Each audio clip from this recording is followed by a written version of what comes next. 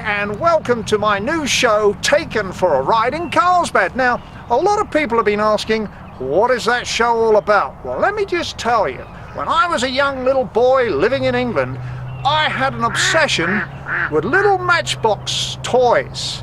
And some of those toys were American classic cars. And that's what this show is all about. We've got an abundance of classic cars in this town of Carlsbad, and I'm about to meet somebody that's got the most phenomenal car. Now, he was supposed to be here at 3 o'clock. Well, he hasn't turned up yet, so who knows? Maybe he broke down.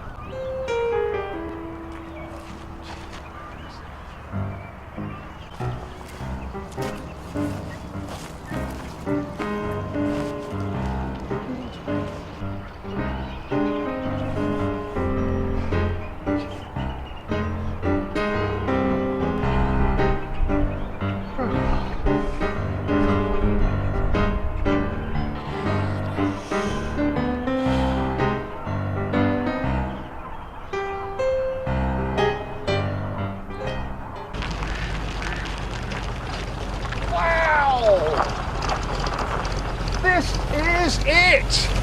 This is it! Come out, Steve! Look at this, folks! Hey, good to see you! Wow. Good to see you. Fabulous. Corvette. Thank you. Tell us about it. What year is it? It's a 1961. 1961. Yes, sir. Wow. This is in absolute mint condition. Now, presumably you did a lot of restoration on this. Well, actually, I didn't.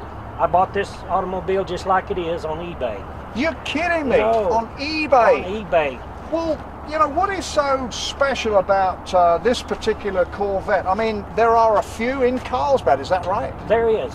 How many do you think we've got? Oh, I don't know. This particular year, I know that there's 3 61s in Carlsbad. So, similar in colors or different colors? This is the only one, the only year that they made the jewel blue color. The jewel blue? Yes, most of the Corvettes are black, white, red, or a combination thereof. Wow. Now, when you say jewel blue, I mean, I can just see one color here. What is jewel about it? It's just the name of the color is jewel blue. Well, I noticed when you were pulling in, if we can just go around here, you've got this sort of white, what would you call this, a white accent on the side here? This cove, this is the last year that they made the cove a different color than the car body is. Wow, that is amazing. How many do you think went into production of this particular one? Because this looks like it's like a one-off. Obviously it wasn't, but how many do you think of those they made? On my research, as I was looking through, I believe they made just a little over 3,000 of these. 3,000? Any idea? I mean, you must have done a research. How many of them basically survived? Quite a few of them, you reckon? I really don't know because they are surviving cars. Wow. Well, tell us a little bit about the chrome work. This is all original, do you think? Yes. Everything on this car is original. Wow. And just as it came out in 1961. So you didn't have spoked wheels or anything like that?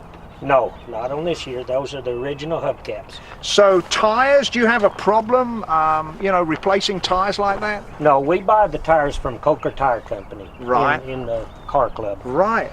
Wow. Well, I must say, it's absolute mint condition. Do you just want to sort of jump in there and tell us a little bit about the dashboard and the steering wheel and all that? I mean, gee, look at the size of this door. Well, the biggest problem is getting in and out of these cars. Right. The steering wheel is so big. Wow. But it's a classic, remember. And it's also a 4-speed transmission in this particular car. A lot of them have automatics. I noticed the Speedo says they're 160 miles an hour. 160. Well, we won't ask you, just in case law enforcement's watching. But do not ask, please. But I mean, if you were to take this out on a track today, what do you think you could get speed out of it?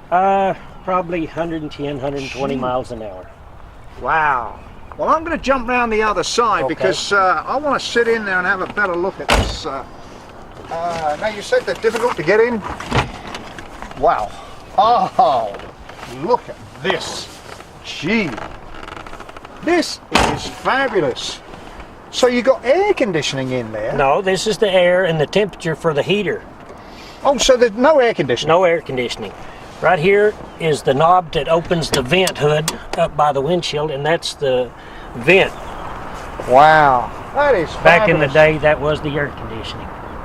So talk a little bit more about the transition. You Okay. presumably lift this up the chain, put it in reverse or something? This right here is only for reverse, so that you will not accidentally put it in reverse as you're shifting gears. Wow, wow. And of course, I love these old classic steering wheels. Fabulous. But Yes. is it, I mean, compared to today's cars, this is obviously a very hard drive. It's a hard drive, and it takes me back to when I was 18 years old again. Wow. When I get behind the steering wheel of this car, I turn 18 years old again. Now tell me, you said you bought this, did you say on eBay? On eBay. So whereabouts? How did you find it?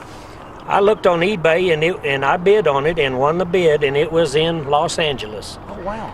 And I paid the extra shipping charges to have it shipped in an enclosed trailer Right. to Carlsbad. Right.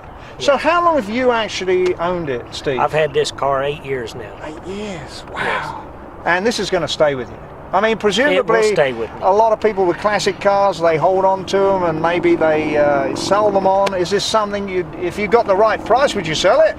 No, You wouldn't. But that's good to hear because I've obviously. been offered a price, and Really? and I stayed with it. Yes. Well, tell us a little bit about restoration of cars. Now, I know in Carlsbad certainly you've got a tremendous cars club. Right. Now, what is that an acronym for? Cars. Cars is a Carlsbad Automotive Restoration Society, Right. and we meet on the first Thursday of every month, Right.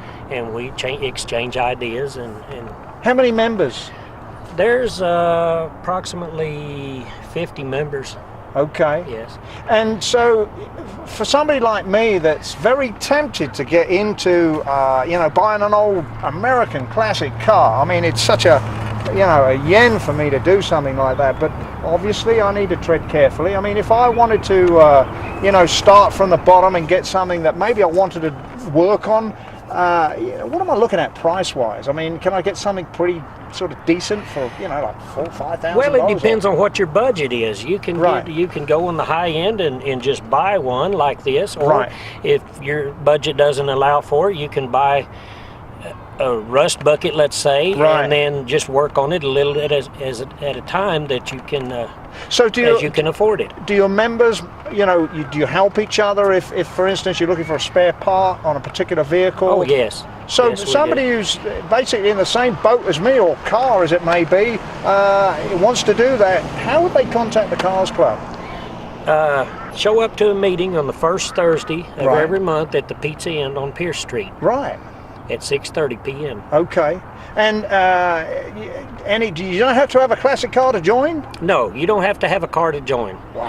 Well, I may do that. Just have fun. That's what it's about, is having fun. Well, this obviously is a fabulous, fabulous original dashboard we're looking in here, the interior. What I want to look at is I want to look under the bonnet there. So can we go out and have a look at the bonnet? The what? The, Hood. oh, that's right, the hood. Right, Let's go right, and look right. at that big lump underneath Okay. there. How do I get out of here? Oh, gee, this is fabulous, folks. What a car. Hey, you never know, I may be able to make him an offer on it that he couldn't refuse. Wow, look at this. Well, that's unusual, is it, to open the hood from that angle? No, all Corvettes open this way. Wow. So tell us a little bit about this particular engine. This is a Steve. 283 engine. This is the last year that Corvette had a 283 engine. In '62, the next year they started with a 327 engine. Okay. Is this an alternator or a dynamo? That's a generator. A generator. Come around here and show Okay. us, because I'm fascinated. A generator? This is a generator. And the tachometer, the RPMs of the engine, work Right. off the back of the generator. How on earth do you get working on these things? I mean, the battery's stuck down I there. have found out that you have to be a contortionist to work on these cars. Really? And this little deal here, what is this? What this is, the distributor is underneath, Yeah. and this is the distributor cover. All Corvettes are fiberglass. This is to protect the radio so that the radio will work, because there's no ground on the fiberglass cars. So this is the interference of the distributor to the radio. Wow, wow. And of course the old classic fan there and the fan belts and wow. What type of brakes did they have in those days? It has all drum brakes. Drum brakes. Drum brakes. And no yes. problem with getting parts? No problem with getting parts. Wow, wow. In today's market, you can almost find any part for any car you want. Well, let me ask you a question. Obviously it's very fast. What does it do to the gallon, or should we not ask? I really don't know. This is for fun only, and we don't even check miles per gallon. Wow. Well, I'll tell you, it's a classic car. It's fabulous, and as I said before, this show is about taking for a ride in Carlsbad, and would you do the honor and take us for a little run? Would you like a ride? I would love a ride in a Corvette. Very yeah. well. And you know, who knows? I might get my checkbook out. I could probably put a deposit down and maybe make payments over the next 100 years. Who knows? Not on this one. Not on this one. You got it from Steve Angel, folks, so take us for a spin. Okay. Wow, what a fabulous car. Whoa. Never in my wildest dreams did I think I'd be sitting in an American car, let alone a Corvette, in Carlsbad, New Mexico. But here we go, folks. I'm being taken for a ride.